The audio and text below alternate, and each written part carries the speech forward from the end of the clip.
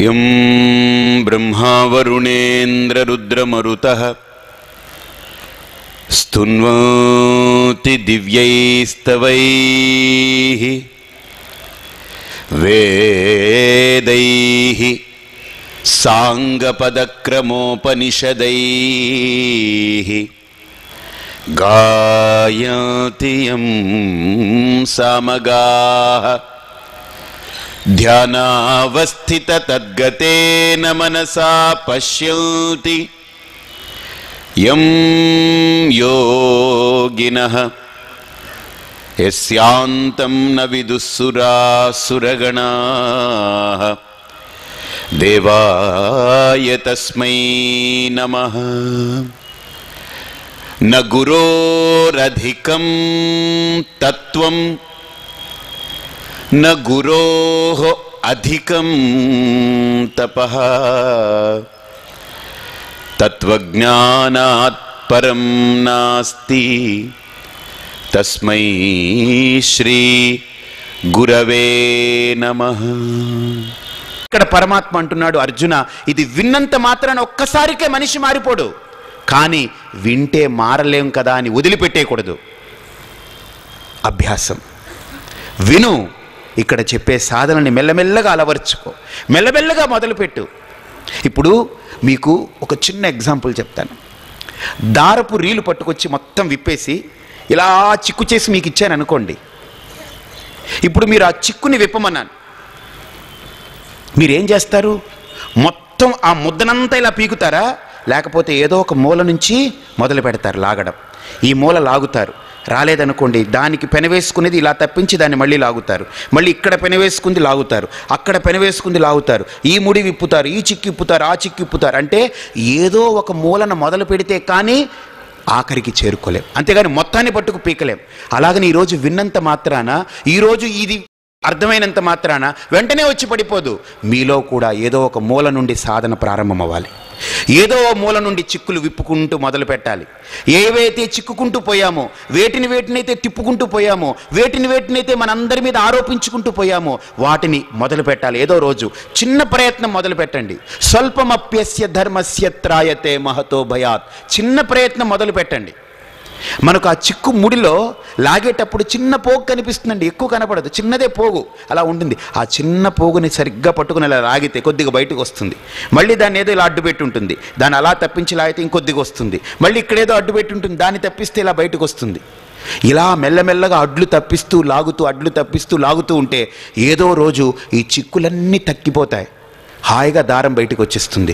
అలాగనే నీలో చిక్కుకున్నటువంటివి, నీ ప్రతిబంధకాలు, నీకు తగిలే అడ్లు, నిన్ను అడ్డుకునేటువంటివన్నీ కూడా ఏదో రోజు నీ సాధన ప్రారంభమైతే మార్పు వస్తుంది. కానీ అర్జున ఇది వినేసి అయిపోయిందనేటువంటి భ్రమలో ఉండకు.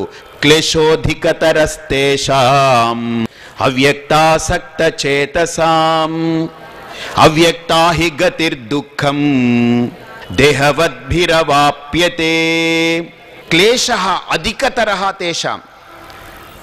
ఇది అందరికీ అందేటువంటిది కాదు. ఇది ఎవరికో, నూటికో, కోటికో ఒకళ్ళకి అందుతుంది. అందుకని భగవద్గీత 4వ అధ్యాయంలో చెప్తాడు ఆయన, మనుష్యానాం సహస్రేషు కశ్చిత్ యతతి సిద్ధయేత్ యతతామపి సిద్ధానాం కశ్చిన్మాం వేత్తి తత్వతః.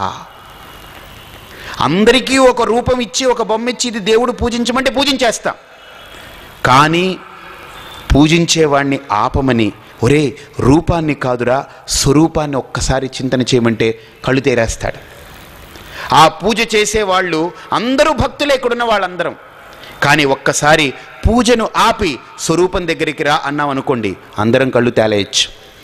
ఇందులో ఒక్కళ్ళో ఇద్దరో అర్థం చేసుకుని ముందుకెళ్ళొచ్చు, కానీ అందరూ వెళ్ళలేరు. అందుకని పరమాత్మ జగద్గురువు ఎందుకయ్యాడు తెలిసిండి? ఆయన ఒక్కళ్ళ గురించి ఇక్కడ టీచింగ్ చేయట్లేదు, అందరినీ దృష్టిలో పెట్టుకుని, వీడిని దృష్టిలో పెట్టుకుని టీచ్ చేస్తున్నాడు ఆయన. ఎలాగంటే ఒకసారి నాకు ఒక గొప్ప ఎగ్జాంపుల్ తట్టిందండి. నేను వెళుతూ ఉన్నాను, ఒక టీచర్ ఏం చేశారంటే స్టూడెంట్స్ని అందరినీ ఎక్స్కర్షన్ తీసుకెళ్తున్నారు, ఓ ట్రెక్కింగ్ అనమాట. ఆయన ఏం చేశారంటే పిల్లలందరినీ కూడా ఈయన ఏం చేశారంటే, అందరూ నన్ను ఫాలో అవ్వండి అన్నారు. ఈయన ఫాలో అవ్వమని ఆయన ఏం చెప్పారంటే, నేను ఎక్కడ ఆగుతానో మీరు అందరూ ఆగాలన్నాడు. ఈయన ఏం చేసేవారంటే ఫాలో అవ్వమని చెప్పి ఈయన టక ఎక్కేవారు ఆ కొండ దగ్గర. జస్ట్ ఒక 20 అడుగులు 30 అడుగులు ఎక్కేవారు. ఎక్కి అక్కడ నిలబడేవారు. అందరినీ రండి రండి రండి రండి రండి అని అందరినీ పిలిచేవాడు. ఎవరైనా 2 పిల్లలు రాలేక అక్కడ జారిపోతుంటే ఈయన కిందకి దిగేవాడు. వీళ్ళని పట్టుకొచ్చేవాడు, పైకి వచ్చేవాడు. ఈయన అందరు అక్కడ కూడిన తర్వాత అగైన్ ఫాలో మీ, మళ్ళీ 10 అడుగులు పైకి ఎక్కేసేవాడు. ఎందుకు ఈయన పైకి ఎక్కుతున్నాడు, అక్కడ ఎందుకు ఆగుతున్నాడు, రాలేకపోతే మళ్ళీ కిందకు వచ్చి వాళ్ళు ఎందుకు పైకి తీసుకెళ్తున్నారు?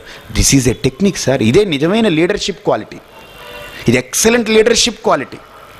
ఇతను ముందు ఎందుకు ఎక్కుతున్నాడంటే అక్కడ ఏమేమి ఇబ్బందులు ఉన్నాయో ఏమిటో వీడికి తెలిసిపోవాలి.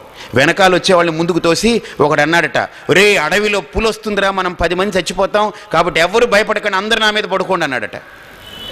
అందరు నా మీద పడుకోమంటే వీళ్ళు అన్నారట, అబ్బా ఎంత ధైర్యవంతుడో, వీడున్నాళ్లే మనకేం బెంగలేదని అందరూ పడుకున్నాడట.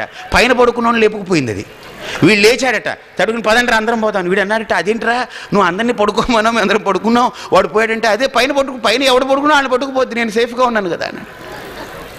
That is not leadership quality. అదంతా కాళ్ళు బట్టి లాగే రకం అది. కాబట్టి ఒక లీడర్షిప్ క్వాలిటీ అంటే ఎక్సలెంట్ క్వాలిటీ. అది 10 అడుగులు టక పైకి వెళ్తాడు. ఎందుకనంటే ఈ పిల్లలందరూ నడవగలరో లేదో, ఎక్కడైనా కర్రపళ్ళు ఉంటే లేకపోతే రాళ్ళు ఉంటే రెప్పలు ఉంటే క్లియర్ చేసుకుంటూ వెళ్ళిపోతాడు. అక్కడ ఆగుతాడు, అందరినీ come come boys come girls, come boys come girls అంటాడు. వీళ్ళందరూ ఎక్కి అలా వెళ్తారు. ఎవరైతే ఒకళ్ళిద్దరు రాలేరో చూస్తాడు, కమ్ కమ్ అంటాడు. రాలేకపోతే వీడు దిగొచ్చి వాళ్ళ చేతులు పట్టుకుని మళ్ళీ పైకి తీసుకెళ్తాడు. This A leadership quality. అంతేగాని మీకు విన్నారో లేదో, సచ్చారో లేదో, మీకు అర్థమైందో లేదో, నాకెందుకు, నేను చెప్పుకుంటూ పోతాను, నా గొడవ నాది. దట్ ఈజ్ నాట్ ఏ వక్తృత్వం, దట్ ఈజ్ నాట్ ఏ గురుత్వం. అక్కడ నాయకుడు కావాలి, ఇక్కడ గురువు కావాలి. ఆ గురువు ఎలాగంటే ముందు వాడు ప్రయాణం చేయాలి. వాడు వెళ్లకుండా మనందరినీ వెళ్ళండి, మీరు సాధన చేయండి, మీరు ఉదయం లేవండి, నేను మటుకు 8 గంటల దాకా తుంగుంటాను. మీరు ఉదయాన్నే 5 గంటలకు లేకపోతే మీ బతుకులు వేస్ట్, మీ జన్మలు వేస్ట్. వీడు మటుకు 8 గంటల దాకా తుంగుంటాను అనమాట.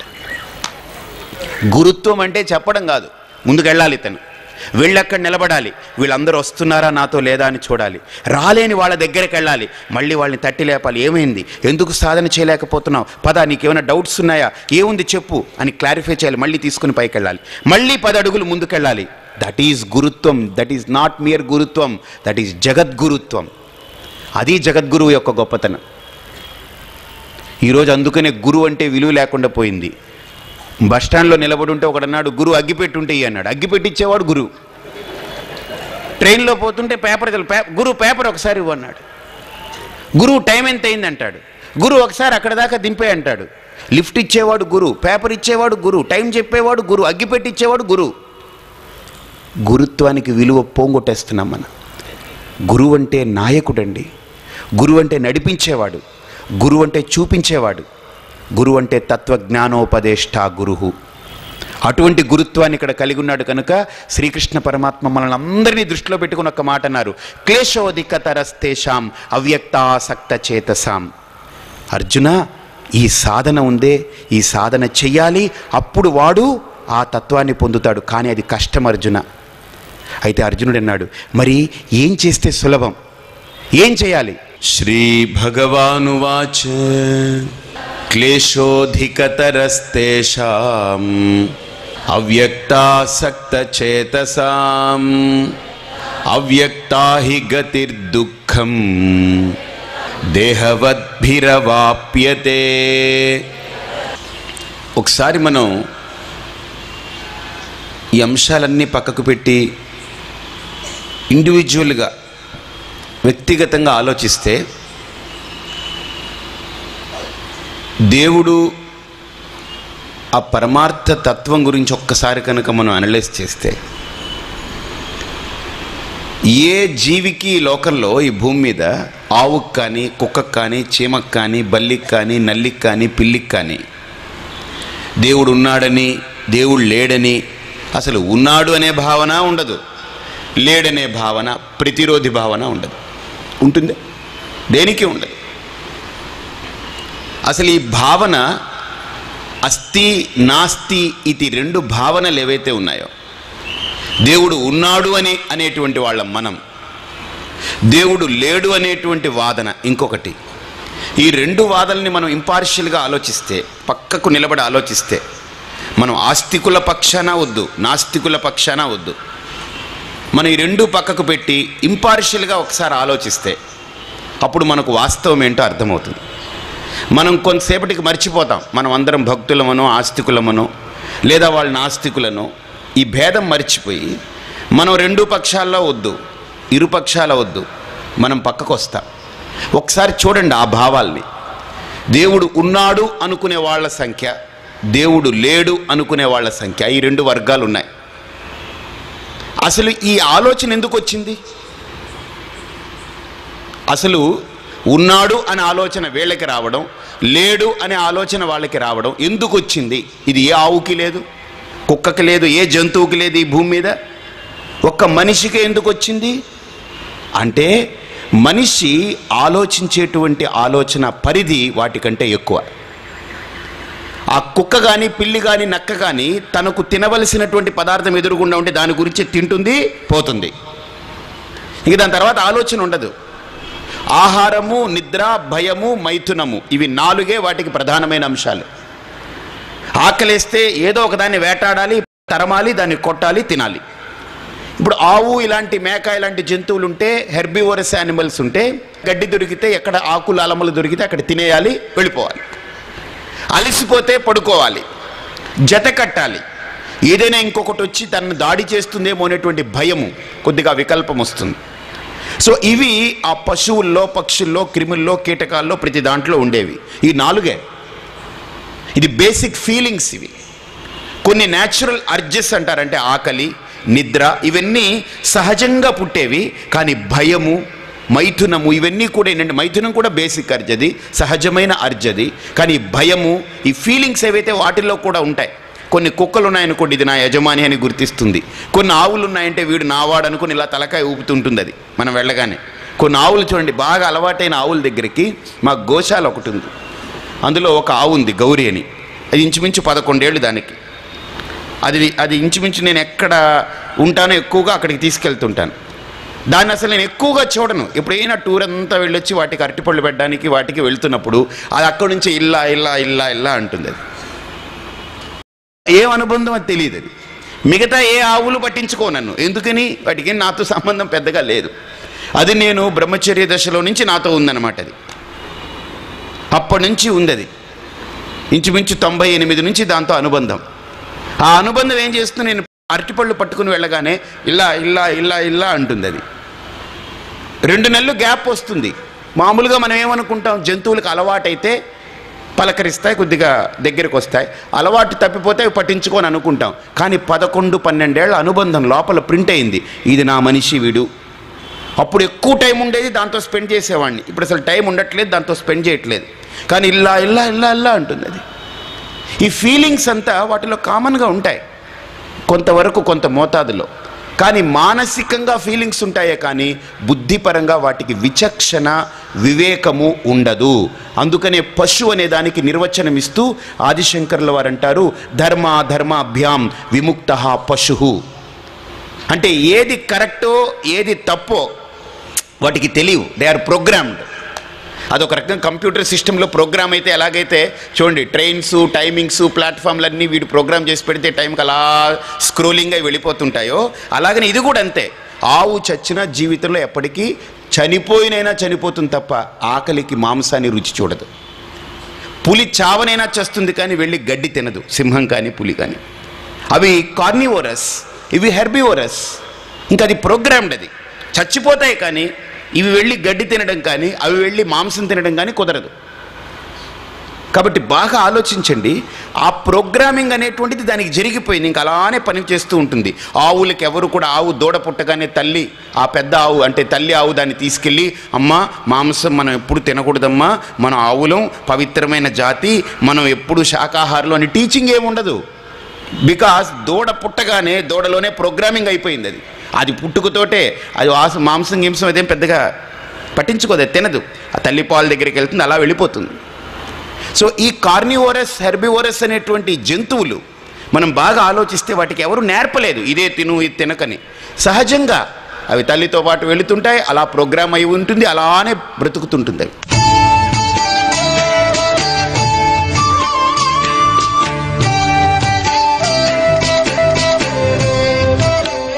మనిషి చూడండి, శనివారం అండి ఈరోజు తినండి, ఈరోజు ప్యూర్ వెజిటేరియన్. వీడు carnivorous weekly 5 days, herbivorous weekly 1 day. వీడికి అంటే ఏంటనంటే మనిషి దగ్గరికి వచ్చేటప్పటికి చాయిస్ ఉంది, ఫ్రీ విల్ ఉంది, అంటే స్వేచ్ఛ. వాడు ఆలోచించగలడు, వాడికి ఒక పరిధి అనేట్టు లేదు. వాటికంతా ఒక పరిధి ఉంది. ఆవు ఇలానే ఉండాలి, ఈ పులి ఇలానే ఉండాలి, ఈ జంతువు ఇలానే ఉండాలనేటువంటి ఒక పరిధి ఉంది. కానీ ఒక మనిషికి మాత్రం ఈ భూమి మీద ఆ పరిధి పెట్టలేదు భగవంతుడు. పరిధులు ఎల్లలు లేనటువంటి బుద్ధిని, విజ్ఞానాన్ని భగవంతుడు వాడికి ఇచ్చాడు. కాబట్టి వీడు ఏం చేస్తున్నాడంటే వీడన్నిటిని విచక్షణతో, విచారణతో మంచి ఏమిటి, చెడేంటి, కార్యమేంటి, కారణమేంటి, సత్యమేంటి, అసత్యమేంటి, ఇలా వివేకంతో దాన్ని విచారణ చేసి ఏదో ఒక పాయింట్కి వస్తాడు మనిషి. ఏమిటనంటే ఇంత అనంతమైన ప్రకృతిని చూసి దీని వెనక ఏదో కారణం ఉంది అని గుర్తిస్తాడు. ఆ కారణాన్ని ఉంది అని గుర్తించిన వాడు భగవంతుడు అని పేరు పెట్టుకున్నాడు. వాడికి ఆస్తికుడు అన్నాం. అసలు ఆ భగవంతుడు లేడు అంటున్నాడు, వాడిని నాస్తికుడు అంటున్నాం. ఇప్పుడు ఇంతకీ మనం నాస్తికుల్ని పట్టుకుని ఏవయ్యా మనం భగవంతుడనే పేరు తీసేయి, అసలు ఇంత అనంతమైన విశ్వానికి ఏదో ఒక మహత్తరమైన శక్తి కారణభూతమే నడుపుతూ ఉంది, అది ఒప్పుకుంటావా? అది ఒప్పుకుంటానండి అంటాడు. కానీ గుడిలో దేవుణ్ణి ఒప్పుకుంటావా? ఒప్పుకోనండి. ఇంత అనంతమైన విశ్వానికి గుడిలో దేవుడికి సంబంధం లేదండి అంటాడు. అక్కడే వాడి నాస్తికత వస్తుంది. వాడి బుద్ధితో ఆలోచిస్తే ప్రకృతికి, సృష్టికి కారణం ఉందని ఒప్పుకుంటాడు, దాన్నేం ఖండించడు. ఒకవేళ నాస్తికుడు ఖండించాడంటే వాడికి అసలు బుద్ధి లేని వాడని అర్థం. ఇంకా అసలు వాడికి ఏం ఆడుతూ మనం మాట్లాడనే అక్కర్లేదు. ఎందుకని? కార్యకారణ సంబంధంతో ఈరోజు సైన్స్ అంతా కూడా నడుస్తుంది. కాజ్ అండ్ ఎఫెక్ట్ అని అంటారు దాన్ని. ఏ ప్రోడక్ట్ అయినా ఒకటి ఉందనంటే any given product it presupposes its cause. ఆ ప్రోడక్ట్కి ఒక కారణం అంటూ ఉంటుంది. ఇప్పుడు నేనున్నాను అని అంటే, స్వామి మీ తల్లిదండ్రులు ఎవరంటే, తల్లిదండ్రులా? ఎవరు? నేను అలా ఊడిపడ్డాను పైనుంచి అంటే ఎవరన్నా ఒప్పుకుంటారా? ఈ వాచ్ స్వామి చాలా బాగుంది, ఇది ఎక్కడి నుంచి అంటే, ఎక్కడి నుంచా? ఇలా వెళ్తుంటే భూమిలో నుంచి అలా పుట్టుకొచ్చేసింది. అలా ఉంటుందండి. ప్రతి కార్యం వెనక ఒక కారణం ఉంది. అలాగనే ఇన్ని కార్యాలని దాచుకున్నటువంటి పెద్ద కార్యమైన ఈ ప్రకృతి వెనక ఏదో పరమ కారణం ఒకటి ఉండాలి, నిగూఢంగా ఉండాలి, అది రహస్యంగా ఉంది. ఆ కారణం కనబడకపోవడం వల్ల మనం ఏంటంటే ఒక రూపం పెట్టుకుని ఇది దేవుడు అని ప్రార్థిస్తున్నాం. వాడు ఆ రూపాన్ని ఒప్పుకోవట్లేదు వాడి బుద్ధి. ఎందుకనంటే వాడి బుద్ధిలో ఏమిటంటే ఆలోచన, నేను బాగా ఒక నాస్తికుడిగా ఆలోచించాను.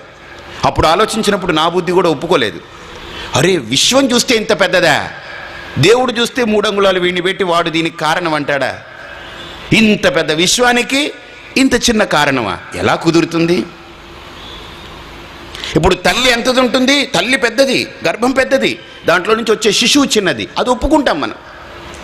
తల్లి పెద్దదై ఉంటుంది కారణం, దాంట్లో నుండి వచ్చే శిశువు చిన్నది. కానీ గుర్తుపెట్టుకోండి, ఒక నాస్తికుడిగా ఆలోచించినప్పుడు ఈ ఎగ్జాంపుల్ చాలా యాప్ట్గా ఫిట్ అవుతుంది. కానీ మళ్ళీ ఆస్తికుడి పక్షానికి వచ్చి ఆలోచించాను.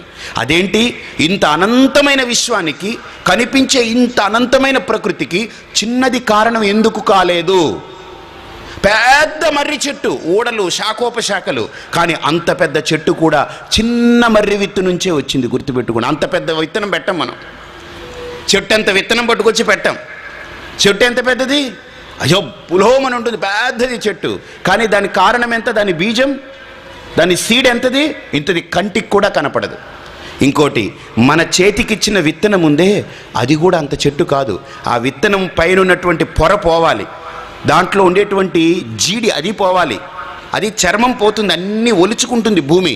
దాంట్లో ఒక చిన్న అణువు, కంటికి కనపడినటువంటి ఒక చిన్న అణువు ఉంటుంది, అదే అంత వృక్షానికి కారణం.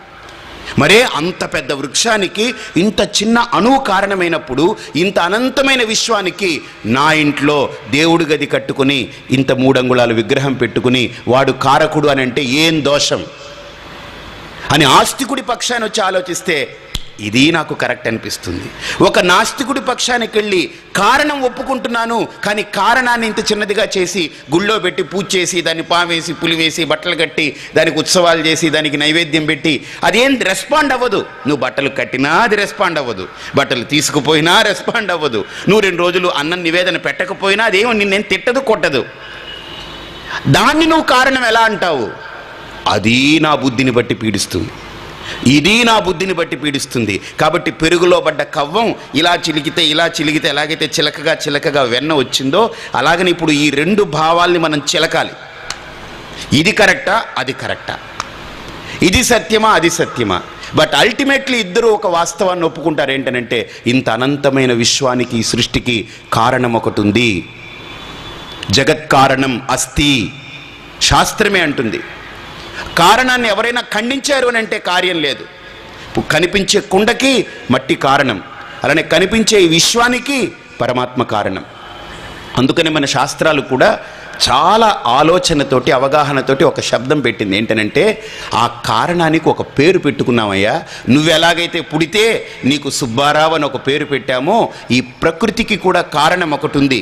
ఆ కారణాన్ని నీకు చెప్పడం కోసం భగవంతుడు అని ఒక పేరు పెట్టుకున్నామంతే. చెప్పుకోవడం కోసం పెట్టుకున్న పేరు. నిజానికి ఆ కారణానికి భగవంతుడు అనే పేరేమి లేదు. ఆవుకి ఆవు అనే పేరు లేదండి. మీరు వెళ్ళి ఆవుగారు అని పిలిస్తే అదేం పలకదు. చెట్టుకి చెట్టు అని పేరు లేదు, మనం పెట్టుకున్నాం. ఈ ప్రకృతిలో దేనికి పేరు లేదు, మనిషి పెట్టుకున్నవే పేర్లు. ఆవు పుట్టగానే ఇదిగో మనంతా ఆవులం, ఇదిగో నాకు దూడ పుట్టింది, దీనికి జంబాలి అని పేరు పెడుతున్నాను, లేకపోతే దీనికి అరుంధతి అని పేరు పెడతాను, లేకపోతే దీనికి శక్తి అని పేరు పెడతాను, లేకపోతే దీనికి మాధవి అని పేరు పెడతాను. నథింగ్. వాటికేం తెలియదు, చెట్టుకు తెలియదు. మామిడికాయకి నేను మామిడికాయని తెలియదు, కానీ తనం తనకుంటుంది. యాపిల్కి నేను యాపిల్, అబ్బో నన్ను అందరూ యాపిల్ అంటున్నారు, నా పేరు యాపిల్ అని తెలియదు. దేనికి ప్రకృతిలో పేర్లు లేవు, మనిషి వ్యవహారం కోసం పెట్టుకున్నాడు. గుర్తుపెట్టుకోండి, తనకు కూడా పేరు లేదు, కానీ తనకు కూడా పేరు పెట్టుకున్నాడు. అలాగనే పేరు పెట్టుకుంటూ అలవాటు పడ్డవాడు ఆ కారణానికి కూడా ఒక పేరు పెట్టుకున్నాడు, భగవంతుడు అని. అంతే, దట్స్ ఇట్. దేవుడు అని ఒక పేరు పెట్టుకున్నాడు. పేరు పెట్టుకుంటే కానీ వీడికి చేత కాదు వ్యవహారం చేయడం. ఎందుకని? ఆవు ఉందనుకోండి, దాని ఆలోచన పరిధి, దాని యొక్క వ్యవహారపు పరిధి తక్కువ. గడ్డి మేయాలి, పాలు ఇవ్వాలి, దూడ దగ్గరికి వెళ్ళాలి, లేకపోతే ఎద్దుందంటే దున్నాలి, ఇంతే. కానీ మనిషి ఒక పని చేయడు, అన్నిటి పనులు వీడే చేసేస్తుంటాడు, అన్నిటి గురించి వీడే ఆలోచిస్తాడు. మీరు ఆలోచించండి, విలక్షణమైన వ్యక్తి ఏంటంటే వీడిని అసలు జూలో పెట్టాలి, జంతువుల్ని కాదు. ఎందుకని? వీడు చాలా టిపికల్ ఫెలో. ఇప్పుడు మనం ఒక జూకి వెళ్తాం కదా, ఆ జంతువుల్ని చూడడానికి డబ్బు పెట్టి టికెట్ తీసుకుని వాటన్నిటిని చూడడానికి వెళ్తాం. కానీ ఏ పులి కూడా ఈ మనిషిని చూడడానికి టికెట్ పెట్టి రాదు, ఏ జింక రాదు. మనమేమో జంతువుల్ని డబ్బులు పెట్టి టికెట్ కొని జంతువుల్ని చూడడానికి వెళ్తాం. కానీ మనల్ని చూడడానికి ఏ జంతువు పలకరించదు, ఏ జంతువు రాదు. అసలు టిపికల్ ఫెలో వీడు. గుర్రం గురించి వీడే ఆలోచిస్తాడు, ఆవు గురించి వీడే ఆలోచిస్తాడు, ఏనుగు గురించి వీడే ఆలోచిస్తాడు, కుక్క గురించి వీడే ఆలోచిస్తాడు. కుక్కకి కాన్పులు బాధ వచ్చిందనుకోండి, అది కూడా అంత పడదు, ఈ యజమాని పడిపోతుంటారు అనమాట. అయ్యి బాబాయ్ మా కుక్కకి ఇంత లేదు, అదండి ఇదండి. అది డెలివరీ అయ్యేలోపు వీళ్ళకి పెద్ద డెలివరీ అయిపోయినట్టు అయిపోతుంటుంది. ఇంట్లో ఆవు ఉందనుకోండి, ఆవు డెలివరీ అయ్యేలోపు వీడికి డెలివరీ అయిపోతుంటుంది. అంటే ఏ జంతువు తన గురించి తాను ఆలోచించుకుంటుంది, తన పరిధి అంతే. ఇంకో జంతువు గురించి ఆలోచించలేదు. ఆకలైనప్పుడు వేటాడుతుంది, చంపుతుంది, తినేస్తుంది, మర్చిపోతుంది, అంతే. కానీ ఒక్క మనిషే అన్నిటి గురించి పొడుచుకుంటూ దీని గురించి ఆలోచిస్తూ తన విజ్ఞానపు పరిధిని పెంచుకుంటూ పోతుంటాడు. కానీ ఇన్ ది ప్రాసెస్ అజ్ఞానం కూడా పరిధి పెరుగుతూనే ఉంటుంది వీడికి. వీడు అనుకుంటున్నాడు నాలో విజ్ఞానం పెరుగుతూ ఉందని, కానీ విజ్ఞానం వెనకనే అజ్ఞానం నీలి నీడల పెరుగుతూనే పోతుంది వాడికి. అన్నిటి గురించి ఆలోచించేవాడు ఏదో ఒక సందర్భంలో ఈ అనంతమైన విశ్వం గురించి కూడా ఆలోచిస్తాడు. ఆలోచిస్తే ఒక అర్థం అవుతుంది వాడికి, అరేరే ఇన్నింటినీ నడిపేది ఏదో కారణం ఉంది.